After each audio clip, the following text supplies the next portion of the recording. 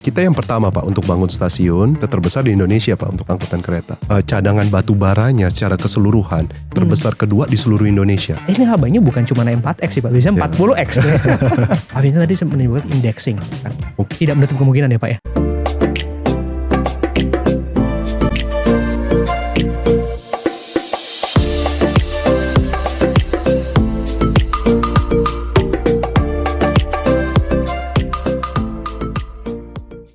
Halo Sobat Ipot, gimana kabarnya hari ini? Semoga Sobat Ipot dalam kondisi yang baik dan sehat ya.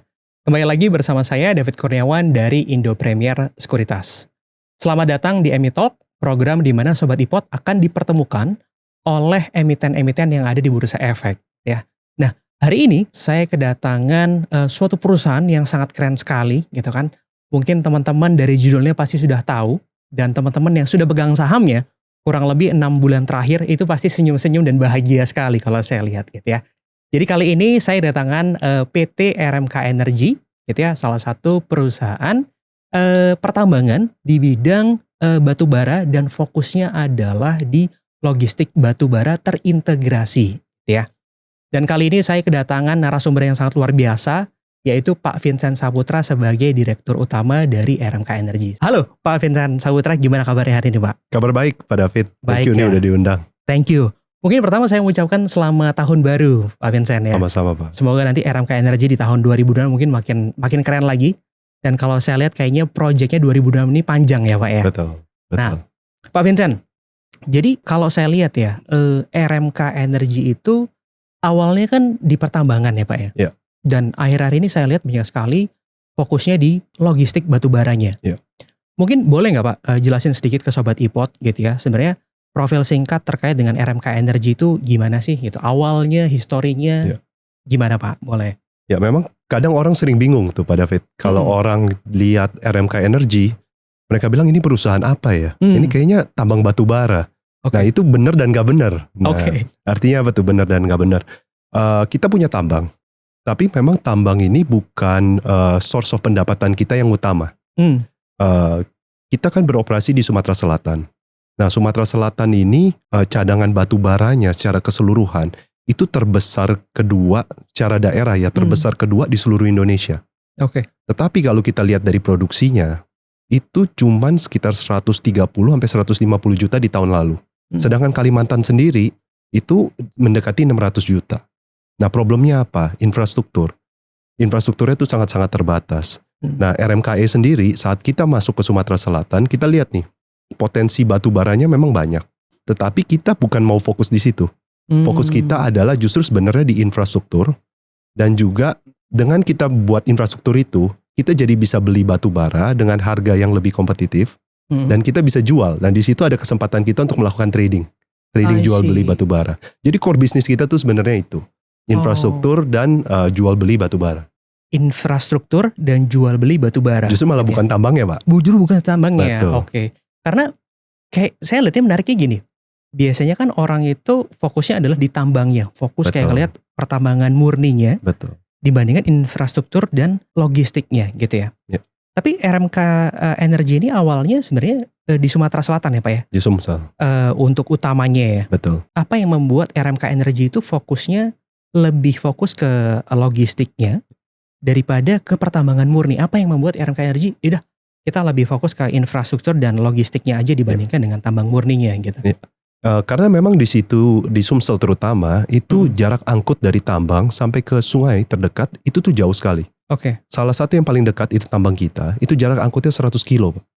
Ada yang sampai 150 sampai 160 kilo. Nah kalau kita melihat hal seperti itu, terutama pas kita masuk ke Sumsel, ini problemnya bukan di pertambangannya. Waktu kita masuk suatu daerah saat kita mau melakukan investasi, pasti kan kita lihat dulu nih, apa sih yang bisa kita bawa? Kira-kira nilai lebih apa nih yang bisa kita offer kepada daerah sekitar gitu kan Pak. Saat kita lihat ke Sumsel, nah memang kita ini fokusnya backbone kita ini kan engineering company. Nah kita bangun conveyor, kita punya pabrik juga, dan juga kita bangun infrastruktur. Nah kita ngelihat kesempatannya bahwa infrastruktur ini nih suatu saat akan bisa dipakai untuk banyak tambang. Dan di situ akan cukup cash generatif dan ini untuk jangka panjang. Nah makanya kita lebih suka untuk investasi di situ. Oke. Memang kalau ngelihat yang di Sumsel ya Pak ya, yang Ya, saya tahu, yang saya dengar gini dari beberapa teman bilang bahwa permasalahannya bukan pertambangannya, betul, tapi infrastrukturnya belum dibangun betul. gitu ya. Jadi RMKE sendiri melihat bahwa ini adalah sebuah peluang. Ya, That's why akhirnya mungkin bisa dibilang shifting sedikit yang awalnya mungkin mau awalnya di pertambangan tapi betul. melihat bahwa infrastrukturnya belum ada, RMKE fokuslah masuk di bagian itu Yes, gitu ya. betul. Dan dari situ ternyata secara bisnis ternyata secara margin jauh lebih menarik ya Pak ya. Jauh lebih menarik di infrastruktur daripada pertambangan. Karena Jauh. infrastruktur ini kan kontrak kita fix. Mm-mm. Jadi pendapatan kita udah jelas, cost kita juga udah jelas, bisa lebih dihitung. Sedangkan kalau batu bara sendiri kan mengikuti indeks. Betul. Yang mana indeks ini kita nggak bisa prediksi, Pak. Nah betul. Itu kan lebih fluktuatif, naik turun kan. Mm-mm. Jadi makanya kita lebih suka dengan proyek-proyek yang pendapatannya jelas gitu, Pak. Nah, untuk menikmati harga naik atau turun, nah kita lakukan trading, jual beli batu bara itu tadi. Oke. Berarti tetap ada trading jual beli batu bara, Betul. tapi akan fokus di infrastruktur dan logistiknya gitu ya. Pak Vincent tadi sempat mention terkait dengan harga batu bara gitu kan. 2025 saya lihat mungkin di awal 2026 juga harga batu bara kurang bagus lah ya. Yeah. Kita melihat bahwa beberapa komoditas ada yang naik tapi batu bara kayaknya arahnya turun gitu. Kalau kita ngomongin view global ya, Pak Vincent sebagai Direktur Utama RMK Energy melihat industri batu bara khususnya di Indonesia dan dampaknya Indonesia sendiri seperti apa sih dengan trennya turun sekarang itu? Ya. Kalau batu bara sih kita ngelihat menarik ya Pak ya. Menarik dalam arti gini. Satu, kita lihat tren secara global. Kebutuhan energi ini kan semakin lama semakin banyak. Dengan semakin banyak orang develop AI ataupun data center ataupun hal-hal yang berhubungan dengan computing power. Itu kan dibutuhkan energi yang masif. Betul. Nah pertanyaannya adalah source of energinya dari mana? Itu kan yang selalu dipertanyakan, Pak. Ada yang di luar negeri ada yang pakai gas, ada yang pakai, banyak juga negara berkembang mulai kembali lagi ke batu bara. Tapi kalau kita ngelihat Indonesia sendiri, Pak, kuatnya itu kan di batu bara. Kedua, saat kita bicara mengenai energi, itu kan ada dua hal penting. Yang pertama, energi itu kan harus reliable. Artinya nggak bisa hari ini energi itu stabil, besok habis itu nggak ada energi, terus ada lagi, itu kan nggak stabil. Kedua harus affordable. Bisa aja energi itu stabil tapi mahal sekali. Nah itu kan juga belum tentu bisa menjadi solusi.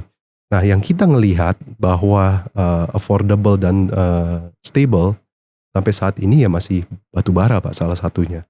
Dan memang kita lihat ke depan ini tren yang dibangun.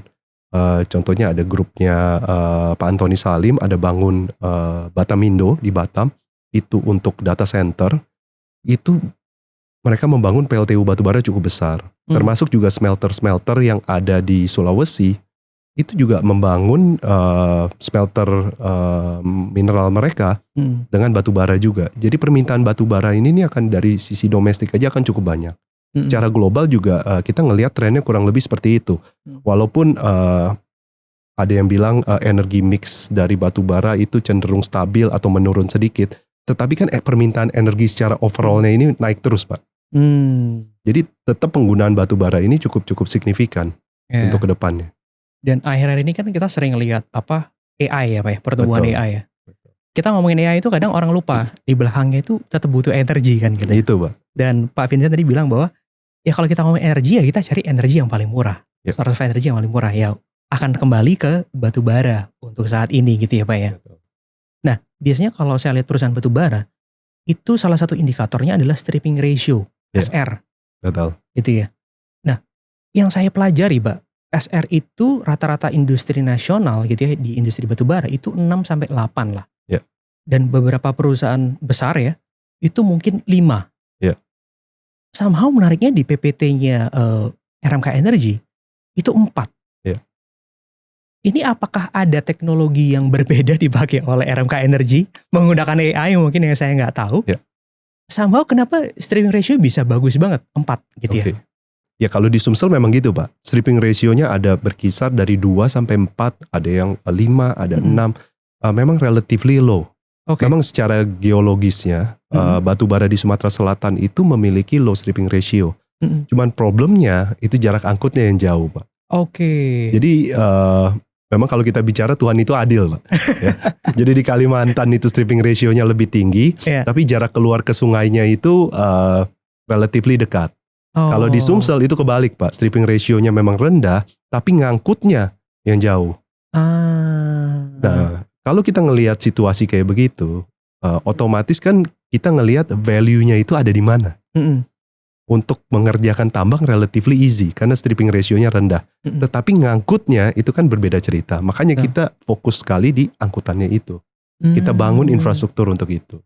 Jadi itu menjawab ya, di mana industri nasional rata-rata 6-8, bahkan barusan bagus yang saya tahu itu 5, tapi RMK ini bisa 4, karena memang secara geologisnya ya. Betul. Kalau saya tahu memang tambang-tambang di Kalimantan itu bisa 8-10. Betul, Pak. Ada yang belasan malah. Ada yang belasan ya, Betul. Karena mungkin butuh effort yang sangat lebih lah untuk bisa akhirnya mendapatkan batu bara yang cukup bagus gitu ya. Betul. Tapi gini Pak, saya mungkin agak awam terkait dengan batu bara gitu ya.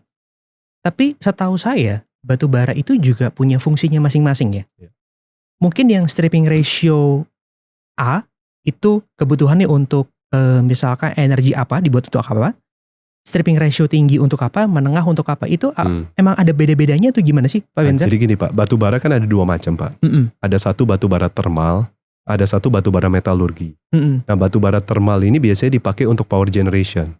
Jadi mungkin PLN atau PLTU swasta itu pakai batu bara termal. Tetapi ada batu bara metalurgi untuk proses mineral. Nah itu yang kita sering dengar atau lebih dikenal namanya coking coal Pak. Coking coal ya. Atau metallurgy coal, met coal. Ya. Nah itu memang terbatas tuh Pak.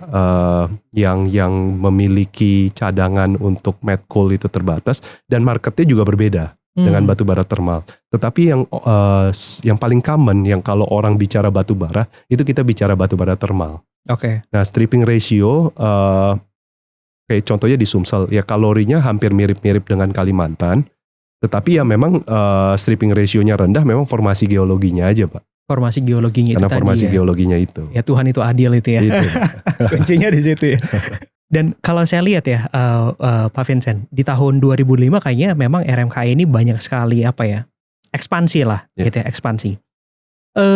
Sebenarnya tujuan utama RMK nanti fokusnya akan di mana sih Pak di 2026 ini? Oke. 2026 sih kita akan beresin jalan kita ya Pak ya.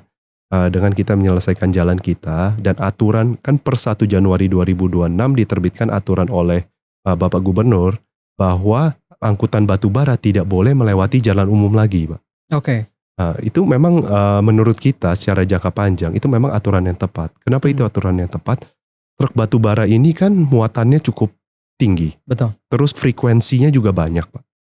Sedangkan jalan umum itu kan paling lebar antara 8-10 meter. Jalan yang sama juga dipakai masyarakat untuk mereka beraktivitas Pak. Otomatis kalau dipakai untuk truk batu bara juga, angkutan yang lain juga. Satu kan jalanan menjadi crowded. Kedua rusak. Ketiga kecelakaan itu semakin banyak. Nah ini kan secara sosial itu kan sudah nggak baik. Nah makanya dengan diterbitkan aturan itu harapannya apa? Batu bara tidak melewati lagi jalan umum, tetapi perusahaan yang bekerja di sekitaran sana harus berinvestasi membangun jalan-jalan khusus supaya batu bara itu bisa keluar lewat situ Pak. Nah dengan kita ngelihat kesempatan itu, otomatis kan ini menjadi gap nih Pak. Jadi banyak tambang-tambang yang tadinya udah berproduksi jadi nggak punya akses keluar. Betul. Nah fokus kita di tahun 2026 adalah mencarikan solusi bagaimana tambang-tambang yang tadinya produksi terus stop bisa berproduksi lagi Pak, yaitu dengan kita bangunin jalan-jalan penyambung tuh Pak. Jadi kita bangunin jalan dari tambang sampai ke stasiun kita. Artinya gini, berarti ada tambang batu bara yang awalnya aktif, gitu ya. Dia melihat bahwa infrastruktur logistiknya belum ada, akhirnya dia nggak jadi nambang lagi. Betul. Dengan adanya RMK Energy membangun itu, dia mulai nambang lagi gitu ya Pak ya? Iya Pak. Hauling road kalau saya lihat ya Pak ya, logistik ini kan memang sangat penting ya. Kalau saya lihat bahkan biaya logistik itu kalau di laporan keuangan jangan cukup besar, gitu kan? Cukup besar. Perusahaan-perusahaan ini yang sebelumnya mungkin bingung cara mereka udah nambang susah-susah, mungkin harus pesan alat-alat yang sangat berat, gitu kan? Terus dengan effort yang sangat tinggi, akhirnya mikir mungkin ya udah saya tutup aja tambang ya, karena infrastrukturnya belum siap, gitu ya. Dan yang saya tahu adalah di Muara Enim sampai Lahat itu tambang banyak banget ya Pak ya. Banyak Pak. Perusahaan Banyak tambang banget. itu nggak cuma 1, 2, 3, 4, ada Ya, Pak. mungkin Puluhan Pak. mungkin puluhan sebenarnya. Betul. Dan salah satu yang paling besar ada punyanya BUMN itu ada PTBA dekat situ ya. Betul. PTBA dekat situ. Artinya kalau yang saya dengar sekarang baru hanya 3 ya Pak yang udah kerjasama dengan RMK Energy ya. Yang melewati jalan khusus kita itu Pak. Yang melewati jalan hauling road itu. Betul. Tapi kalau nanti hauling road itu sudah mungkin proyeksinya 2026 ini akan dilanjutkan, itu artinya akan terbuka ke banyak sekali tambang. Lebih banyak lagi Pak. Kalau Pak Vincent sendiri menghitung volume yang mungkin akan masuk melalui jalan itu dan efeknya ke laporan keuangan kayak gimana sih Pak? Oke. Kita sih antisipasikan ada target kita di tahun ini tuh 12 juta ton. Penjualan batu bara 12 juta ton yang dari jasa yang mana sebelumnya itu berkisar di antara 7 sampai 8 juta. 7 sampai 8 juta. Berarti ada kenaikan sekitar 5 sampai 6 juta ton. Nah, dengan itu tercapai dari sisi laba bersih kita menargetkan secara laporan keuangan di tahun ini di 800 miliar Pak. Laba bersih kita. Dibandingkan di 2025 itu laba bersih kita di 200 something miliar. Oke. Jadi kenaikannya cukup signifikan. Signifikan nih Pak. Ini naikannya bukan 20%, 30%, tapi X nih. 2X, 3X, 4X. Betul. Ada perusahaan namanya price taker, ada perusahaan price maker ya. Iya. Kalau saya lihat, kalau kayak contoh mungkin consumer gitu ya, dia buat produk, dia adalah price maker. Dia bisa kontrol harganya gitu kan. Tapi perusahaan-perusahaan yang berhubungan dengan energi, saya selalu lihat bahwa perusahaan ini adalah pasti price taker karena mengikuti pergerakan indeksnya gitu ya. Seberapa besar dampak gitu ya terhadap laporan keuangan ketika memang sektor harga batu baranya itu lagi turun? Oke. Signifikan nggak sih kayak gitu? Oke. Artinya gini Pak, waktu kita melihat cost structure ya Pak ya, cost terbesar di Sumatera Selatan itu kan angkutan. Nah, apa yang membuat yang tadi Bapak bilang, kalau kondisi perusahaan biasanya komoditas, itu kan price taker. Betul. Harga pasti mengikuti indeks, karena udah ada acuan harga tertentu yang dipakai oleh penjual dan pembeli, biasanya mengacu ke indeks tertentu kan Pak. Betul. Jadi nggak mungkin kita main jual indeks plus 10, indeks plus berapa semau-mau kita kan nggak bisa. Betul. Tapi yang bisa kita kontrol itu cost Pak. Apabila kita bisa bikin satu jalur keluar, atau kita bisa bangun jalur yang lebih efisien dari sebelumnya, otomatis kan costnya menurun Pak. Dengan cost menurun, walaupun harga itu turun, kan masih ada selisih Pak. Sehingga menyebabkan tambang nggak perlu berhenti produksi kan Pak. Nah efeknya ke kita itu apa? Kalau kita itu kan jasanya dibayar fix Pak. Ya. Jadi selama tambang itu berproduksi, otomatis kan margin kita tetap sama. Apalagi kalau kita bisa bikin tambang itu lebih efisien kan Pak. Dengan kita bikin lebih efisien, mereka bisa mempertahankan produksi, terus capex kita sudah keluarkan di depan, ya kan? Dengan setiap peningkatan volume kan otomatis cost itu kan nggak bertambah secara inline. Nah bottom line kita akan jauh lebih bagus. Tapi kalau gini Pak, kalau misalkan jatuhnya adalah pertambangannya yang kena dampak tuh, misalkan contoh harga batu baranya turun ya. Dengan mereka mungkin produksinya turun, otomatis pasti nanti itu bisa terdampak ke RMKI-nya sendiri ya. Akhirnya mungkin pengirimannya tidak sebanyak dari biasanya ya. Mungkin hanya itu aja ya. Kalau jalurnya nggak efisien Pak. Kalau jalurnya nggak efisien. Kayak sekarang nih Pak lewat jalan provinsi. Apakah itu efisien? Sangat nggak efisien sebenarnya Pak. Cuman karena orang tidak mau berinvestasi ataupun tidak ada alternatif, mau nggak mau digunakan. Kenapa saya bilang nggak efisien? Untuk ngelewatin jalan provinsi itu Pak, itu jamnya dibatasi. Oke. Itu truk bisa mulai keluar dari tambang itu jam 6 malam, jam 6 sore, dan sebelum jam 6 pagi itu aktivitas sudah harus stop. Oke. Jadi cuma bisa beroperasi 12 jam Pak. 12 jam doang. Kedua, truk yang digunakan itu harus truk maksimum kapasitas 12 ton. Sedangkan kalau kita pakai jalan khusus, jalurnya itu bisa dipakai 24 jam, mengangkutnya itu sekali angkut bisa 30 ton, 40 ton, 50 ton, 4-5 kali lebih banyak daripada angkutan jalan provinsi Pak. Jadi kan otomatis cost akan jadi lebih murah. Sehingga pada saat harga turun, kalau cost lebih murah, ya tambang masih tetap bisa berproduksi. Itu yang coba kita solusikan. I see. Solving problemnya di situ ya. Di situ Pak. Kalau kita ngomongin ini Pak, efisiensi ya. Ya. Dengan proyek hauling road gitu ya. Ini kan terintegrasi ya Pak ya. Ya. Dari hulu ke hilir lah gitu kan. Dari awalnya kalau saya lihat dari Lahat, Muara Enim, sampai nanti di portnya itu di Keramasan Port ya namanya. Nah ini kebetulan ada fotonya nih. saya tuh lihat sukanya adalah dari awal sampai ujung nanti dibawa ke port, semuanya tuh ada tuh punyanya RMK Energy, lengkap gitu kan. Lengkap.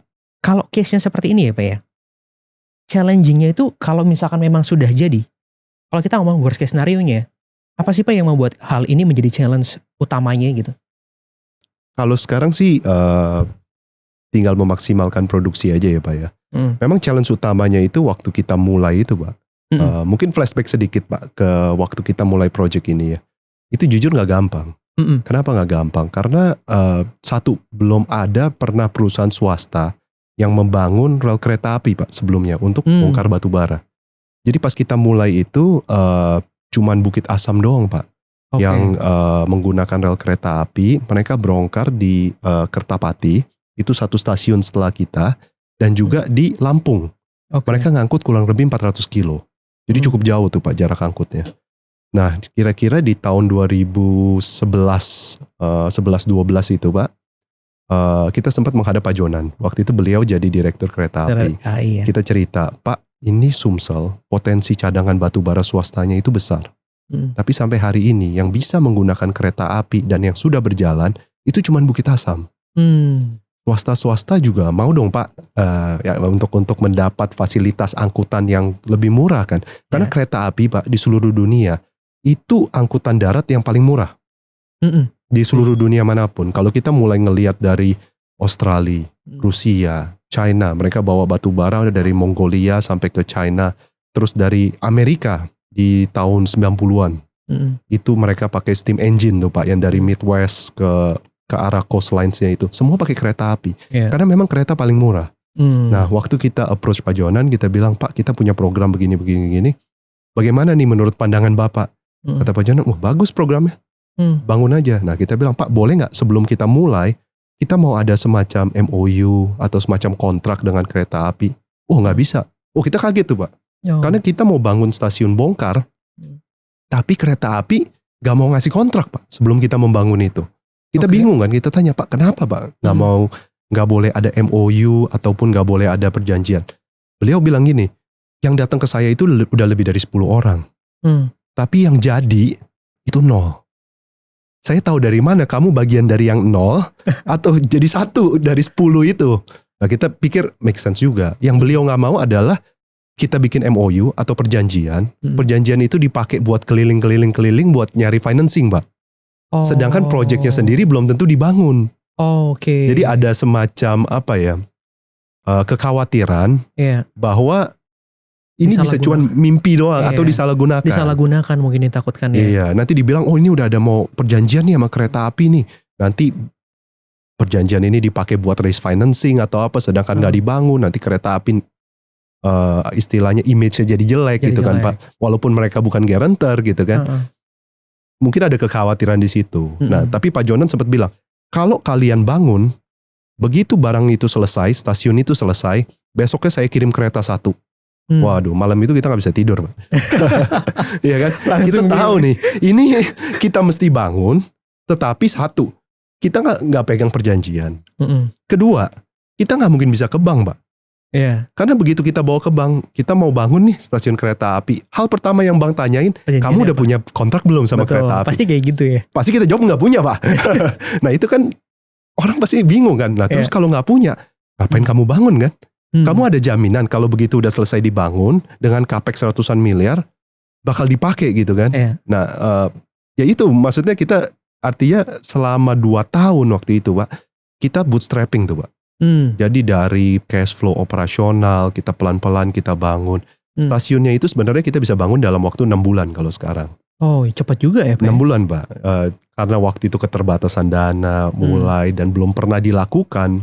Ini 2 hal Pak. 1 belum pernah dilakukan. Kedua gak megang kontrak. Jadi kalau orang bilang ini orang nekat atau setengah nggak waras mungkin ada juga gitu kan Pak. Kok berani banget gitu kan bangun hal-hal seperti itu. Nah tapi akhirnya kita bangun di tahun 2000. Waktu itu kita mulai tahun 12-13 sorry Pak. Nah kita sekitar 2015 tuh kita selesaikan project itu. Kita datang lagi tuh ke Pak Jonan. Beliau kaget Pak. Kita bilang Pak ini udah selesai loh. Jadi loh. Kok kalian berani bangun? Beliau kagetnya gitu. Beliau kaget kita kaget juga jadinya kan Pak. Loh kan Bapak bilang kalau itu selesai akan dikirim 1. Akhirnya setelah kurang lebih 2-3 hari Pak Jonan kirim tim waktu itu. Waktu itu sempat ada direktur operasional, direktur kereta api untuk datang memastikan bahwa benar-benar stasiun ini dibangun. Nah setelah itu diresmikan dan mulailah Pak beroperasi, mulai dari 1 kereta sampai hari ini belasan kereta. Sampai jadi belasan kereta ya. Kalau kembali ke pertanyaan Bapak tadi, challenge-nya ngelihat jalur yang ini itu apa? Justru challenge-nya udah kita lewatin tuh Pak dulu pas kita ngebangun itu. Nah sekarang ini tinggal meningkatkan volume dan gimana caranya membuat bisnis proses ini menjadi lebih efisien. Kuncinya tuh itu.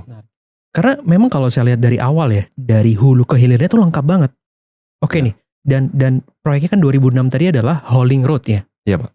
Dan kalau memang itu udah jadi semua, ini bisa diambil semua nih, dimakan semua nih sama RMK Energy ini. Apalagi dengan keretanya ya. Bener sih, memang kalau kita ngomong kendaraan ya Pak ya. Iya Pak. Kereta itu kan mungkin bisa dibilang paling safe ya. Betul. Dan jamnya itu pasti. Yep. Ya anggapnya kayak kita di Jakarta nih, gitu kan. Kita naik mobil dari HI sampai Lebak Bulus misalkan, naik mobil kita nggak bisa kalkulasi menitnya berapa menit. Tapi dengan MRT kereta itu jelas, nggak mungkin telat. Pasti benar. Jadi tentu dengan adanya kereta khusus gitu yang mengirim, jadi jauh lebih efisien gitu. Investor di pasar modal paling suka dengan kata terbaik, terbesar, pertama, apalah pokoknya Nah, kalau kita ngomongin logistik batubara yang berhubungan ada keretanya, Pak. Apakah hanya RMKI doang yang pernah kerjasama dengan PT KAI untuk mengirim logistik batubara, atau sebenarnya ada perusahaan lain di luar sana yang menggunakan hal itu juga? Mungkin Bukit Asam ya tadi ya? Betul. Di Sumatera Selatan atau gimana?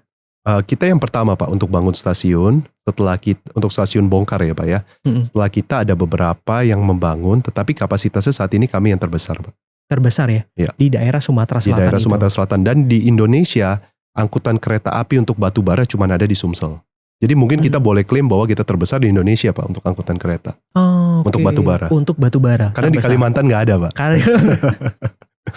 Ini kalau investor paling suka kayak gini-gini nih. Iya, wah ini kayaknya paling besar, paling bagus, paling gitu kan. Nah ini sumringah semua. Pasti kalau udah lihat harga sahamnya apalagi Pak. Iya, Pak.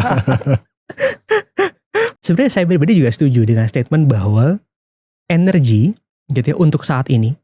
Kalau kita ngomong di sisi bisnis, paling menarik ya kalau kita ngomong energi murah pasti masih batubara gitu kan. Tapi ke depan pasti akan ada concern dengan ESG lah ya. Kita tahu sendiri bahwa batubara mungkin bukan clean energy dan lain-lain gitu ya. Banyak sekali yang membahas tentang itu gitu kan. Tapi RMK sendiri melihat mengarah ke clean energy ke depan tuh seperti apa sih Pak? Ada persiapan khusus gak sih? Ya kita memang ngelihat clean energy ini adalah suatu tren yang tidak bisa dipungkiri ya Pak ya. Kedua juga kita ngelihat opportunity di sisi arah situ. Apakah ada proyek-proyek lain yang bisa kita investasikan yang berhubungan dengan clean energy. Tetapi kembali lagi ke batubara Pak. Kita masih melihat bahwa batubara ini kan sangat diperlukan sekali. At least sampai 2050, 2060. Dan juga fokus dari investasi mungkin salah satunya adalah bagaimana membuat batubara ini menjadi lebih bersih. Betul. Ya kan, secara polusi contohnya apakah PLTU yang mungkin udah cukup lama yang dengan teknologi dulu bisa diganti ke teknologi baru Pak. Sekarang ini kan banyak teknologi carbon capture ataupun PLTU yang ultra super critical itu yang bahwa emisinya itu sangat terjaga. Nah mungkin ada investasi yang berhubungan dengan itu yang perlu dilakukan juga, sehingga batu bara ini dari sisi polusinya tidak terlalu buruk seperti sebelumnya. Jadi tentu ada upaya gimana membuat batu bara yang mungkin dicap orang sebagai apa ya, energi yang kurang baik lah, polusi dan lain-lain, kita buat lebih clean gitu ya. Betul. Oke. Terkait dengan teknologi, kalau zaman sekarang saya lihat memang AI itu udah jadi core lah ya Pak ya. Semua perusahaan bisa menggunakan AI dalam efisiensi bisnisnya, terus membuat bisnis jadi lebih bagus dan lain-lain. Kalau teknologi dalam RMK Energy, terutama dengan AI, gimana? Apakah RMK sendiri menggunakan AI dalam bisnisnya Pak atau gimana? Tentu Pak, ada beberapa hal yang kita lakukan ya Pak ya. Satu, tadi berkaitan dengan transportasi. Untuk sampai ke stasiun kereta, kita kan mengoperasikan jalan hauling. Jalan hauling ini kan kita masih menggunakan truk.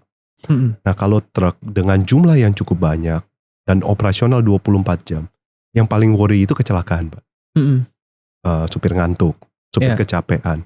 Nah kita menggunakan AI untuk detect hal-hal tersebut. Jadi ada beberapa teknologi yang baru kita pasang, itu bisa do facial recognition, Pak.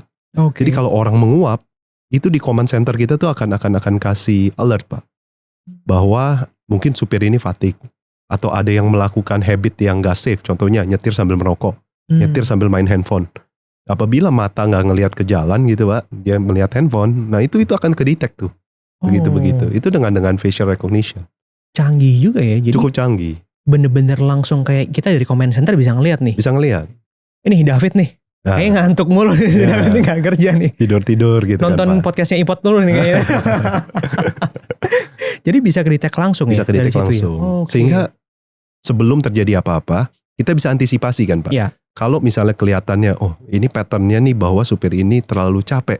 Nah kita pull aside, sehingga diganti kan Pak supirnya, sehingga gak menyebabkan kecelakaan. Ya, itu dari sisi safety ya Pak, bisa bilang ya. Tapi dengan itu, dengan sampai tidak ada kecelakaan, berarti jalannya lebih efisien ya. Betul. Berarti bisa beroperasi terus-terusan lah. Yeah. Anggapannya kayak nggak ada downside-nya itu benar-benar limited lah gitu ya. Tapi kalau dalam sisi operasional bisnisnya, apakah AI itu sampai masuk dalam mungkin perhitungan stripping ratio dan lain itu? Kalau stripping ratio ada, Pak. Ada programming, juga ya? Ada pakai linear programming, terus ada juga drone bisa dipakai juga untuk topografi area. Itu akan jauh lebih cepat daripada dulu kita menggunakan surveyor kan, Pak. Jadi dulu team of surveyor itu harus masuk ke area yang remote, sekarang bisa pakai drone. Langsung pakai drone, kelihatan semua di mapping gitu ya. Semua di mapping, konturnya seperti apa, berapa yang harus dibuka, berapa yang harus dipindahkan, artworks-nya seperti apa. Nah itu teknologi membantu sekali itu, Pak. Teknologi membantu sekali ya. Yeah. Jadi RMK sudah berevolusi lah ya, Pak ya, bisa dibilang ya. Yang sebelumnya mungkin pertambangan biasa, sekarang fokus di infrastruktur, logistiknya, bahkan AI pun juga masuk dalam bisnisnya juga, computerizing dan lain-lain gitu ya. Kalau saya lihat gini Pak, di tahun 2025 kita bahas laporan keuangan sedikit mungkin. Boleh. Boleh gak sih di breakdown gitu Pak, kayak sumber of income ya gitu ya, source of income-nya tuh kalau di 2025 ini seperti apa? Oke. Apakah masih fokus di pertambangannya atau memang sudah benar-benar fokus di logistiknya atau seperti apa? Kalau kita ngomongin dari sisi income. Ya, dari kita bicara dari revenue dulu ya Pak ya. Boleh. Kalau dari revenue, memang majority of revenue kita dari penjualan batu bara. Kenapa? Karena menjual batu bara 1 tonnya itu lebih tinggi daripada jasa. Oke. Kalau 1 ton batu bara harga $40, jasa yang kita lakukan itu paling cuman antara 5 sampai $10. Jadi 1:4. Jadi kalau kita lihat revenue, contribution dari revenue kita dari penjualan batu bara itu di 53%. Sedangkan dari jasa itu 46%. Nah tetapi menariknya kalau kita ke gross profit dari penjualan batu bara itu cuma 18%, Mbak. Dari kontribusi gross profit kita. Oke. Berarti 81% gross profit ini didapatkan dari jasa. Yang 81%. 81%. Itu udah sangat majority, Pak. Ini orang jualan martabak juga kalah kayaknya. dari jasa tuh, Pak. Ini gross profit 81% tuh tinggi banget sih, Pak. Kontribusi ke gross profit kita, Pak. Oh, kontribusi ke gross profit kita. Oke, bukan berarti gross profit 81%, Pak. Kontribusi ke gross profit kita. Kontribusi ke gross profitnya 81%. Tapi yang kita mau highlight adalah secara company memang fokus kita itu di infrastruktur, Pak. Yang mana infrastruktur ini menghasilkan cash flow yang recurring. Jadi setiap tahun tuh cash flow-nya jelas, terus ada kontraknya dan ada volume yang jelas yang kita bisa dapat. Jadi kita untuk memprediksikan volume ini jauh lebih gampang daripada menjual batu bara, Pak. Yang harga globalnya itu kita nggak pernah bisa prediksi. Nggak bisa kontrol juga. Even gitu 3 bulan ke depan kita nggak pernah tahu, Pak. Nggak pernah tahu, betul. Artinya berarti kemungkinan di tahun 2026 kalau kita balik ke segmen tadi. Kalau saya lihat call sales-nya kan 53%. Betul. Logistiknya kurang lebih 40-an sekian ya, 46%. 46%. Di 2026 mungkin ini akan kebalik ya Pak ya? Bisa jadi, Pak. Call service akan lebih tinggi daripada call sales-nya gitu. Possible ya. Nah, menariknya adalah kalau saya lihat gini, dalam bisnis itu kadang gini, orang mungkin salah kaprah dengan antara margin dengan jumlah rupiahnya. Ya. Contoh misalnya gini, saya punya usaha martabak, tahun lalu saya profitnya 100 juta, revenue saya 1M, berarti kan 10%. Iya, Pak. Tapi tahun ini mungkin turun, revenue saya, income saya net profitnya adalah 70 juta, tapi revenue saya 500 juta. Ya. Marginnya tetap bagus. Betul. Nah, di RMKI sendiri tahun ini tuh kalau saya lihat kayaknya seperti itu ya Pak ya. Ya. Secara marginnya terjaga, tapi meskipun ada sedikit penurunan revenue. Ya. Tapi kalau Bapak sini ngelihat revenue ini bisa turun karena faktor global kah atau Karena faktor global. Karena faktor efek global, penjualan batu bara, Pak. efek penjualan batu bara ya. Karena harga per unit batu baranya turun signifikan dibandingkan 2025. Betul. Dulu kan batu bara sampai yang kita jual bisa sampai $120, sekarang cuma $40, Pak. Artinya kalau memang ketika suatu saat ini industri kembali, ini peak bisa tinggi banget, bisa naik ya Pak ya? Bisa naik sangat signifikan. Sangat signifikan ya. Sangat signifikan. Jadi kayak downside-nya udah ke limit gitu ya. Betul. Upside-nya kita udah, wah mungkin. Dan yang membedakan RMKE Pak, begitu saat volume itu naik signifikan, cost-nya itu tidak akan naik inline Pak. Karena kan bikin stasiun kereta api Pak, mau kapasitas 1 juta atau kapasitas 5 juta, capex yang dikeluarkan sama. Pak. Kita udah keluar di depan dulu. Sedangkan saat penambahan volume, itu kan otomatis revenue per unitnya kan langsung nambah tuh Pak. Tapi cost-nya itu nggak naik sesuai dengan itu, karena sebagian besar fixed cost kita udah di depan. Udah di depan. Iya. Makanya kita proyeksikan di tahun ini net income kita bisa naik sampai 800M Pak. Itu hampir mendekati 4x Pak dari 4x dari yang sebelumnya ya. Dari sebelum. Menarik. Apalagi disupport dengan aturan pemerintah kan Pak, bahwa jalan provinsi ini nggak boleh digunakan.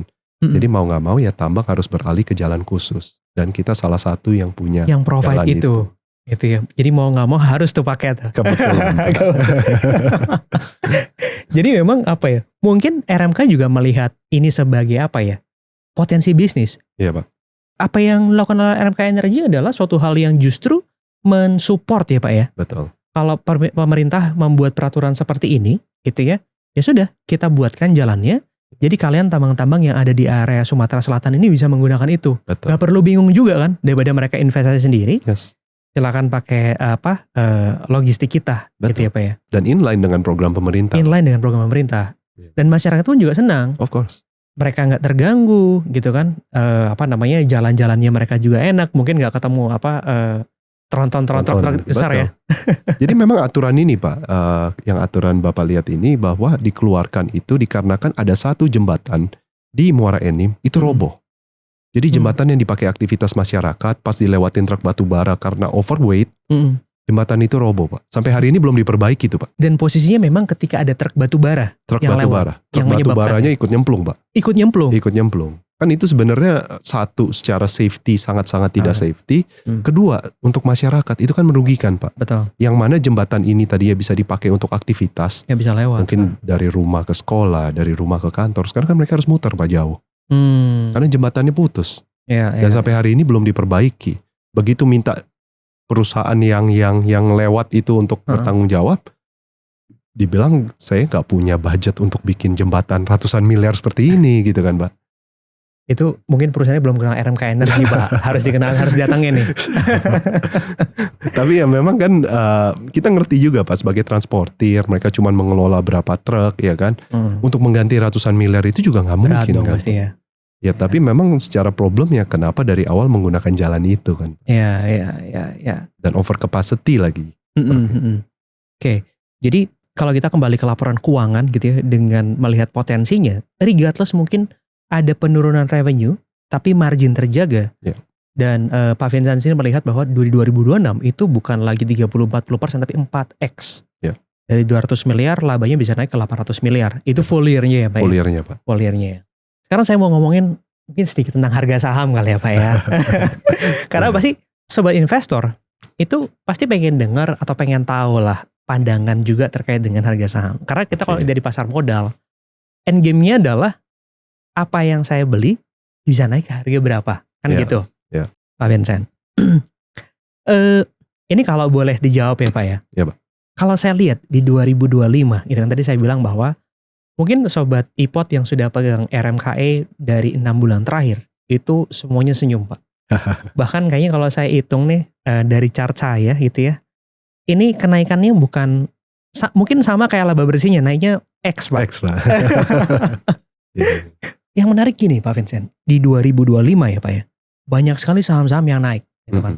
Justru kalau kita ngomongin saham-saham biasanya kalau blue chip, mungkin Pak Vincent pasti udah tahu juga ya, BCA, BRI, Mandiri, Telkom, itu harga sahamnya malah nggak kemana-mana, cenderung nggak kemana-mana di tahun 2025 ini. Tapi saham-saham yang berhubungan mungkin teman-teman Sobat Tipe juga tahu, konglomerasi gitu ya, itu naiknya gila-gilaan. Artinya Pak Vincent sendiri tidak menutup kemungkinan bahwa RMKI pun juga bisa mengarah ke sana gitu ya Pak ya. Apalagi dengan fundamentalnya yang mungkin di tahun depan akan bertumbuh sangat signifikan. Karena saya benar gini, kalau banyak sekali perusahaan yang saya lihat biasanya fundamentalnya tidak mengikuti. Yeah.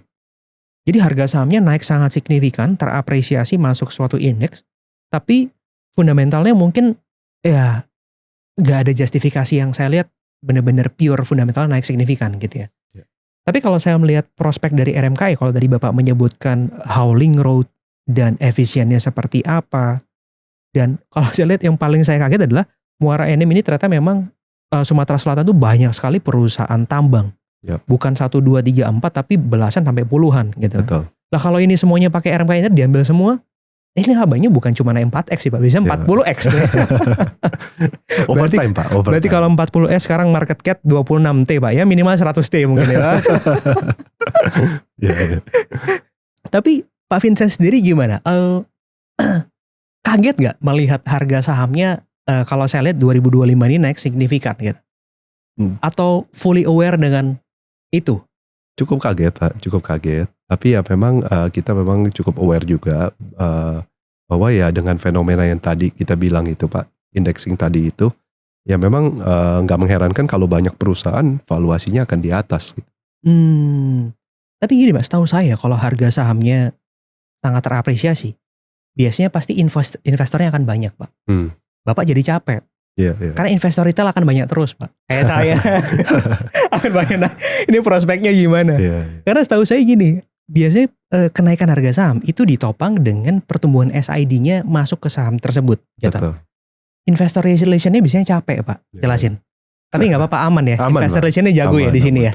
Udah siap kerja 24 jam Pak. Udah biasa di tambang jadi kerjanya 2 shift Pak. Karena saya waktu itu ada beberapa podcast dengan ini, mereka bilang bahwa akan banyak pertanyaan dari investor-investor yang pengen tahu. Yeah. Sebenarnya apakah dengan kenaikan harga saham tersebut itu ditopang dengan fundamental yang baik juga atau enggak? Okay. Pertanyaannya detail-detail. Gimana nih? Hauling roadnya udah jadi enggak? Gitu. Yeah. Jalannya gimana? Memang perusahaan-perusahaan di sekitarnya ikut menggunakan logistiknya dari RMKI atau tidak? Gitu. Betul. Jadi sudah siap ya Pak? Dengan aman ya? Pak. Aman itu ya? Jadi investor relation-nya siap lah nanti. Mungkin harusnya dibantu nih nanti Mbak Cecil ya. Kita masuk di sesi akhir nih. Iya. Tentu kalau saya lihat sebagai investor, apalagi kalau melihat harga saham RMKI itu pasti banyak yang FOMO, gitu ya. Kalau Bapak sendiri sebagai salah satu manajemennya dan direktur utamanya dari RMKI, gimana Bapak bisa mengedukasi investor ini untuk tetap kalian harus melihat perusahaannya, jangan hanya fokus ke harga sahamnya. Gimana Bapak bisa mengedukasi investor? Ya kembali lagi ya Pak ya, tadi Bapak bilang saat ada suatu story kan kita juga harus lihat secara fundamentalnya story itu inline apa enggak. Kan yang kedua juga memang setiap kenaikan itu kan pasti punya suatu tujuan Pak. Yang mana tujuannya itu bermacam-macam kan Pak. Ada yang punya tujuan indexing, ada yang punya tujuan apa. Nah kalau tujuannya itu jelas, terus diikuti dengan fundamental yang membaik, nah itu harusnya kan lebih make sense untuk diinvestasikan gitu loh Pak. Ya ujung-ujungnya seperti itu Pak. Berarti tetap harus lihat fundamentalnya dulu, jangan hanya FOMO lihat harga sahamnya. Gimana Bapak melihat RMKI sendiri ke depannya seperti apa? Ya harapannya satu, kita bukan hanya bekerja di industri batubara aja ya Pak ya. Memang industri batubara ini kan backbone buat kita. Tetapi dengan enough capital, harapannya kan kita bisa diversify bisnis kita. Kita bisa ngelihat ke komoditas yang lain. Satu, kita juga karena kita di bidang energi, mungkin kita bisa masuk ke source of energy yang lain. Jadi ada beberapa hal yang memang secara grup kita mulai explore dan kita mulai ngelihat apalagi sih yang kita bisa investasi di luar dari infrastruktur ataupun industri batubara ini sendiri. Boleh di-spill dikit nggak Pak? Kira-kira? Memang ada beberapa sih Pak, ada beberapa, cuman belum ada hal yang konkret, jadi kita belum bisa spill ya. Tapi tidak menutup kemungkinan bahwa gak hanya fokus di industri batubara, tapi mungkin industri lain gitu industri ya. lain. Mungkin pesan terakhir nih buat Sobat Ipot yang nonton gitu kan. Gimana Bapak bisa menyampaikan gitu ya, mungkin bisa dibilang kayak kata-kata terakhir. Mungkin bukan kata-kata terakhir ya. Ini kayak teman saya kalau podcast kita ngomongnya keseringan dengar kata-kata terakhir jadi kayak ini ya. Mungkin pesan atau kesan yang disampaikan oleh calon investor untuk yang mau investasi di RMKE gitu. Kira-kira boleh apa Pak dari Pak Vincent? Kalau dari kita sih RMKE memang punya rencana yang cukup banyak ke depannya Pak ya. Terutama di 2026 ini kita ada mau menyelesaikan beberapa proyek juga. Kedua dari sisi capital structure kita cukup prudent. Kalau Bapak lihat perusahaan infrastruktur kan biasanya hutangnya besar. Sedangkan debt to equity kita cuma 0,3 Pak. 0,3. Terus kita juga akan issue bonds dan lain-lain untuk capex kita. Dan profit kita juga akan membaik. Dividen kita juga pasti akan membaik. Ya banyak hal yang kita lakukan. Ya harapannya investor bisa melihat itu menjadi hal yang positif ya Pak ya. Untuk kita dan ya pastinya kita welcome kalau ada yang mau beli saham kita atau hal seperti itu ya kita sangat welcome. Ya menarik. Itu tadi saya lupa highlight Pak. Debt to equity ratio itu 0,3 ya. Dan biasanya memang tambang itu kan terkenal dengan mungkin karena capex-nya besar, hutangnya juga banyak. Tapi yang kalau saya lihat di sini hutangnya itu sangat kecil ya. Memang saya lihat fundamentalnya sangat-sangat menarik. Laporan keuangannya juga oke. CAGR-nya tadi saya lihat net profit CAGR 46% itu bukan 20-30 ini 46% ya. Jadi buat Sobat Ipot once again gitu ya, jangan hanya FOMO ya Pak ya terkait dengan harga sahamnya, tapi lihat juga fundamentalnya gitu ya. Once again thank you so much Pak Vincent. Thank you Pak David dari sudah meluangkan waktunya buat ngobrol sedikit dengan Sobat Ipot gitu ya. Harapannya hari ini semoga Sobat Ipot semua tercerahkan dengan edukasi langsung dari Pak Vincent gitu ya. Sekali lagi terima kasih ya Pak Vincent ya. Thank you Pak. Oke. Thank you so much buat Sobat Ipot yang sudah nonton sampai akhir. Jangan lupa untuk subscribe, like, dan komen. Oke, thank you Sobat Ipot.